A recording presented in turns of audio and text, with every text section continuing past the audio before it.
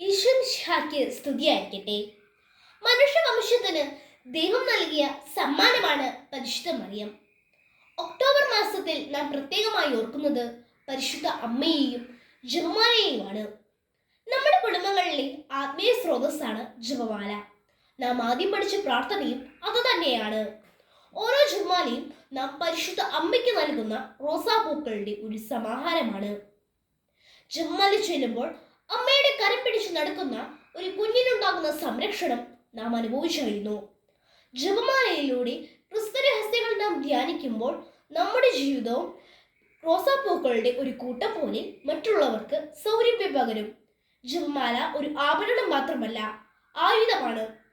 പിശാചിനെയും പൈശാചിക ശക്തികളെയും തകർക്കാനുള്ള ഒരു ആത്മീയ ആയുധം. വിശുദ്ധ ജോൺ പോൾ രണ്ടാമൻ മാർപ്പാപ്പ പരിശുദ്ധ കന്യകാമറിയത്തിന് പൂർണ്ണമായി സമർപ്പിച്ച ഒരു വ്യക്തിയായിരുന്നു. അദ്ദേഹത്തിന്റെ പ്രാർത്ഥന തോത്തോസ് തൂവോസ്, അതായത് അമ്മി ഞാൻ മുഴുവനും നിന്റേതാണ്. ഈ പ്രാർത്ഥന അദ്ദേഹം പല പ്രാവശ്യം ചൊല്ലിയിരുന്നു. അത് അദ്ദേഹത്തെ പല പ്രതിസന്ധി ഘട്ടങ്ങളിൽ നിന്നും രക്ഷിച്ചതായി പറയുന്നു. ഒരിക്കൽ വത്തിക്കാനിൽ വെച്ച് ഒരു അക്രമിയുടെ വെടിയേറ്റ് വീണപ്പോഴും അദ്ദേഹം ഈ പ്രാർത്ഥന ഉരുവിട്ടുകൊണ്ടിരുന്നു. തന്റെ ദേഹത്ത് നിറച്ച വെടിയുണ്ട ഫാത്തിമ സന്ദർശിച്ചപ്പോൾ അദ്ദേഹം മാതാവിന് സമർപ്പിക്കുകയുണ്ടായി.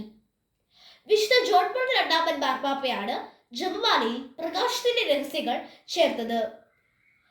വിശുദ്ധ ജോൺ പോൾ രണ്ടാമൻ മാർപ്പാപ്പയെ പോലെ നമുക്കും ദിവസവും പറയാം, അമ്മേ ഞാൻ മുഴുവനും നിന്റേതാണ്.